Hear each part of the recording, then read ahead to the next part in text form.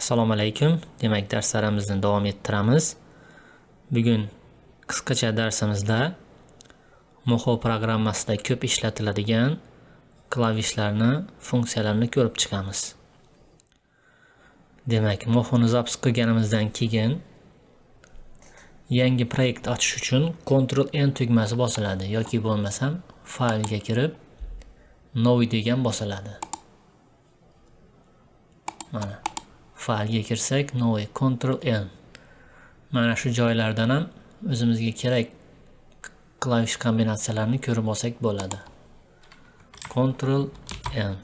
Mana shu yerda ham paydo bo'ladi. Keyingi darslarimizda ko'p ishlatiladigan klavishlar shu yerda chiqib turadi.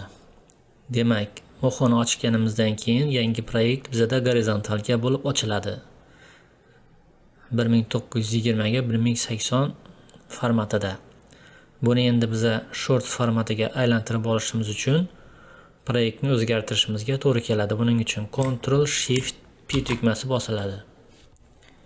Bu yerdan сохранить proporsiya olib tashaladi va 1920 ga 1080 emas, shuni teskarisi 1080 ga 1920 yoziladi. 24 kadr bo'laveradi. Mana. Endi bu yerdan proyektni oynasini o'zimizga moslab olamiz. Mishkani bosib. Keyin proyektni masshtabini o'zgartirishni bilasiz. Ctrl bilan rolik koleso bosiladi. Demak, proyektni saqlanib qilish uchun Ctrl S tugmasi bosiladi. Va bu yerda nom beriladi. Mana. Keyingi safar Ctrl S bosganimizda уже shu nom bilan shu proyektning ustiga пересохранить qilaveradi.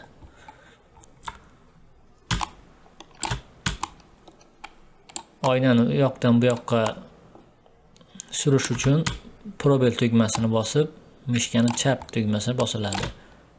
O'ng emas, mana bunaqa chap tugmasi bosiladi mana.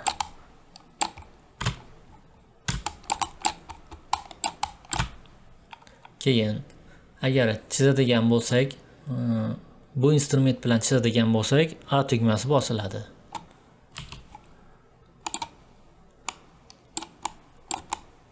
Mana shunaqa.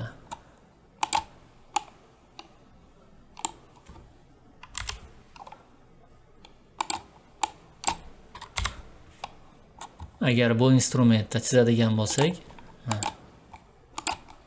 o'zini olib chizib ketaveramiz.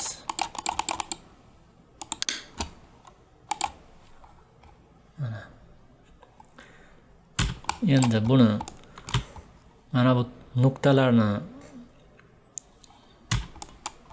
shaklini o'zgartirish uchun nuqta belgilaydigan mana buni bosish uchun S tugmasini bu yerga bormasdan turib bossa bo'ladi. S tugmasini bosib mana shunaqa qilib o'zgartiramiz. Agar mana bu shoxlarni faqat bittasini o'zgartiradigan bo'lsak, Alt tugmasi bosib mana shunaqa qilib o'zgartiramiz. Ko'rdingiz. Keyin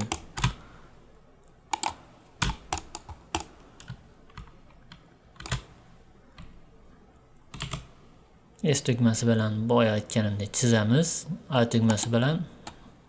Keyin buni bu yerdan yumaloq yoki o'tkir burchak qilish uchun bosib turib bu bosiladi. Ikki ham birdaniga o'tkir burchakka aylanadi. Qaytadan yumaloq qilish uchun bu bosiladi. Xuddi boya altni bosib bunday qilganimizdek bo'ladi-da. Buni bossak shunaqa bo'ladi. Demak, keyin buni o'chiramiz hozir.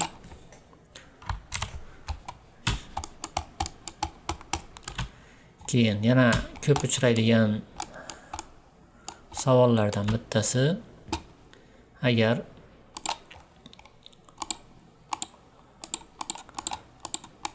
biror bir obyektni harakatlantiradigan bo'lsak, demak buni bulut deb tasavvur qilsak,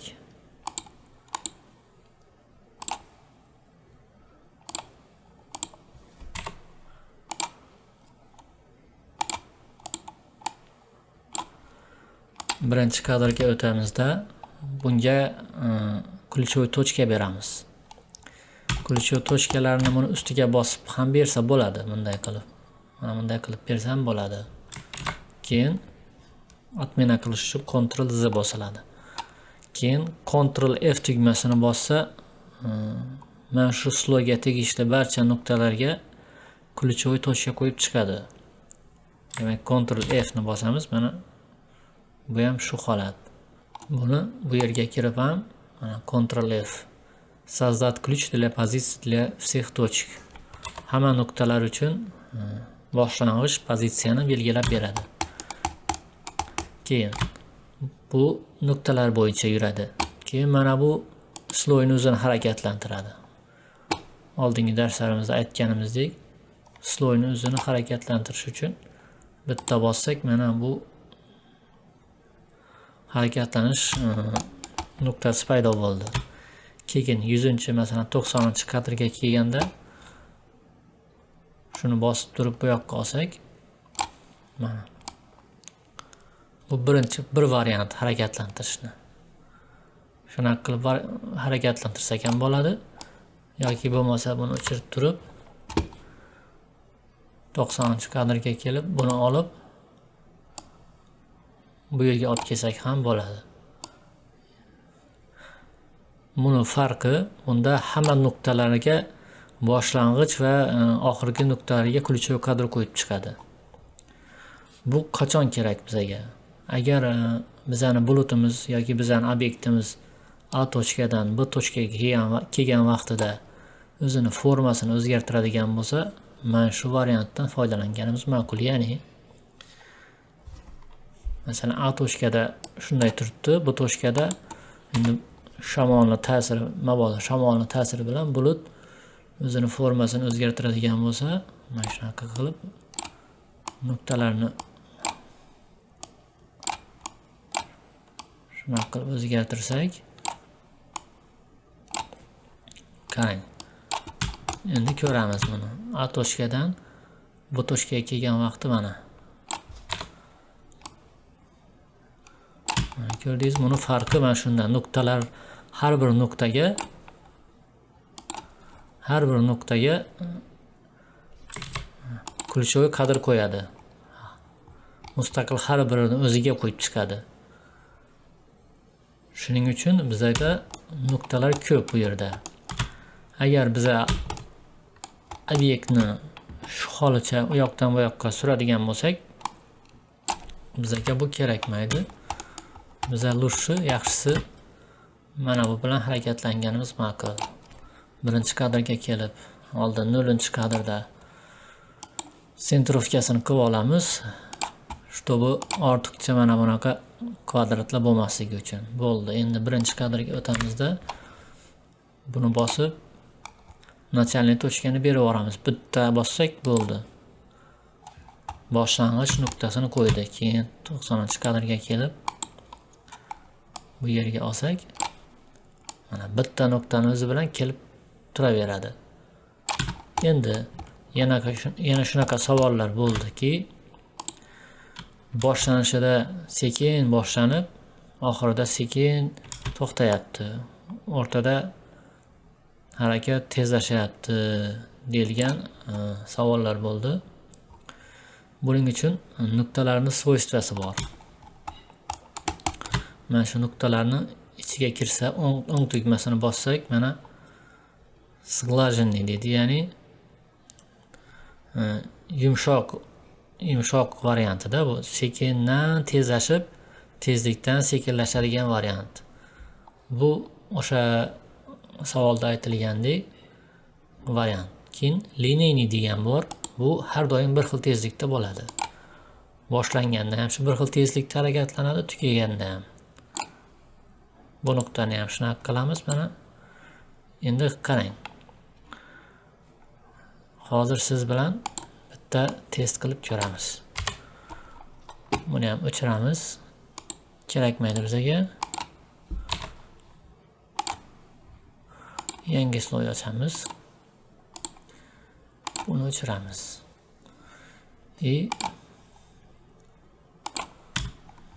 Bitta kvadrat chizamiz. Mana. Chizdik, to'g'rimi? Buni rangi shunaqa, mayli. Buni bu yerga qo'yamiz.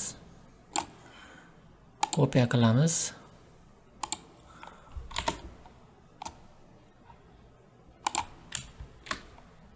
Sentrovkasini qo'yamizda pastga tortamiz. Buni rangini boshqacha qilamiz endi. Hozir siz bilan test qilamiz. Yana kopiya qilamiz. Yana pastga tortamiz. Buni ham rangini boshqacha qilamiz. Yana kopiya qilamiz.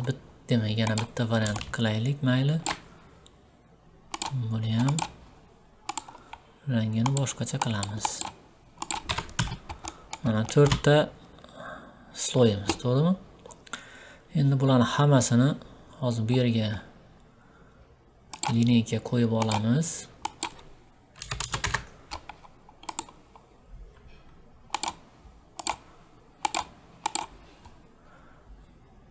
To'qsoninchi kadrga o'tib, birinchi kvadratimizni sentrovkasi qo'yilmagan. Olib kelamiz. Ikkinchi kvadratimizni ham olib kelamiz. Buni ham olib kelamiz bu yerga. Buni ham o'zgartiramiz. Endi men playni bosadigan bo'lsak, bu yerga nechinchi kadrdan nechinchi kadrgacha bo'ladi proyekting deyapti. 90 deymiz. 90 da qaytadi, yana boshidan boshlaydi shunda.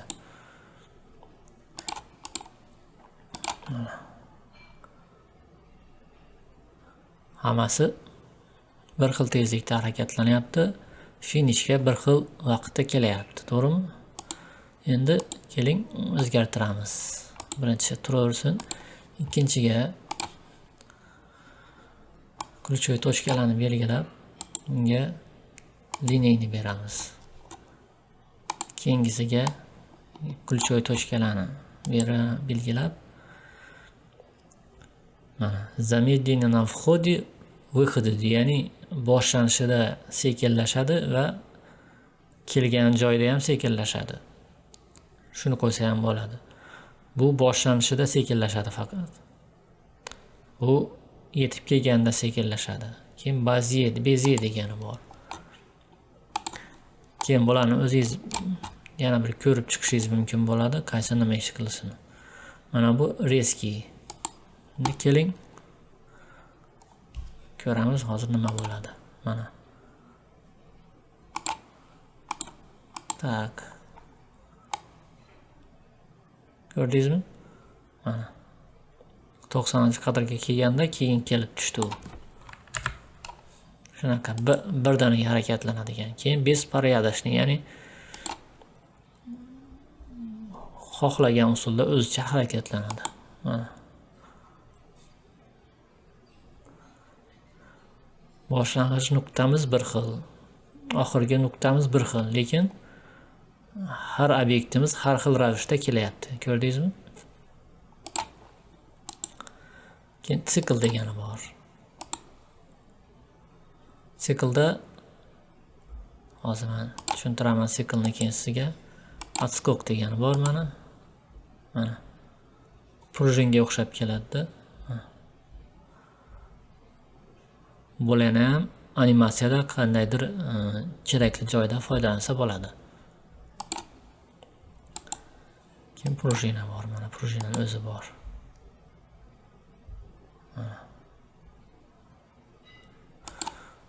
Bularni ko'psi ishlatilmaydi, asosiy mana shu ishlatiladi. Ikkitasi ishlatiladi основной. Sikl ishlatiladi. Hozir demak, keling mana buni qo'yib ko'ramiz bu yerga. Mana bu sglajeniga o'xshaydi, lekin shuni kuchliroq variantida bu. ya'ni startda juda sekin boshlaydi, finishda ham juda sekin to'xtaydi. Bu shuni yengilroq varianti sglajeniy. Keyin mana bu lineyniy bir xil tezlikda boshlanadi, bir xil tezlikda tugaydi. Qizimni ko'rdingiz qasim qo'yganimizni. Keyin siklga o'tadigan bo'lsak, keling bularni hammasini o'chiramiz. Sikl masalan birinchi kadrda bu yerda bo'ladigan bo'lsa, 12-chi kadrda bu yerda bo'ladi. To'g'rimi? 24-chi kadrda bu yerda bo'ladi. 36-chi kadrda yana bu yerda bo'ladi. Keyin 48-chi kadrda yana o'zini holatiga keladi, o'zini joyiga. Turing, xato qildik. Bu bilan qilish kerak edi. Mana birinchi kadrda bu yerda turibdi.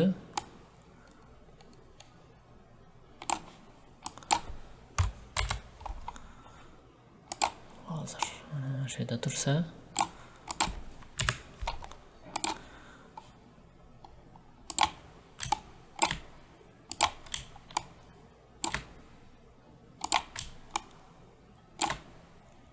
qirq sakkizda mana yana boshlang'ich nuqtasiga keladigan bo'lsa,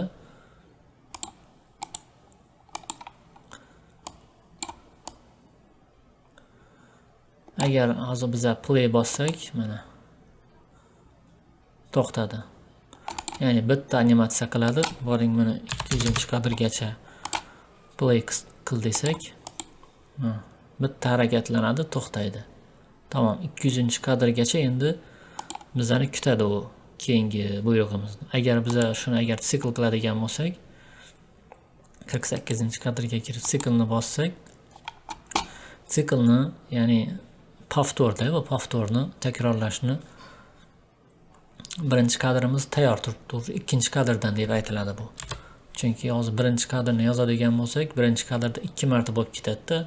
Bu yerda 1 bo'ladi, keyin oxirida yana 1 bo'ladi. Shuning uchun ikkinchi kadrdan 47-kadrgacha sikl qilasan deymiz. Keyin play bossak, hozir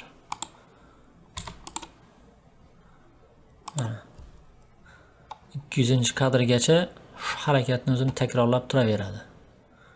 Mana shunaqa qilib, bu yerda qancha kadr bo'lsa, shungacha takrorlab turaveradi. Bu постоянно ishlaydigan narsalarga, motorlarga, boshqalarga, shamolda tebranayotgan daraxtlarga, shunga o'xshagan narsalarga sikl qilsa bo'ladi. Bulutlarga masalan, bir xil ravishda qayta takrorlanib turaveradi. Sikl mana shu joylarda ishlatiladi. Demak, hozircha mana shu qisqacha darsimiz shu. Yana savollar bo'lsa, tushunmagan joylaringiz bo'lsa, so'rasangiz, shularni o'ziga ham отдельный dars qilib, tushuntirish qilib o'taman. E'tiborlaringiz uchun rahmat. Ko'rishguncha xayr.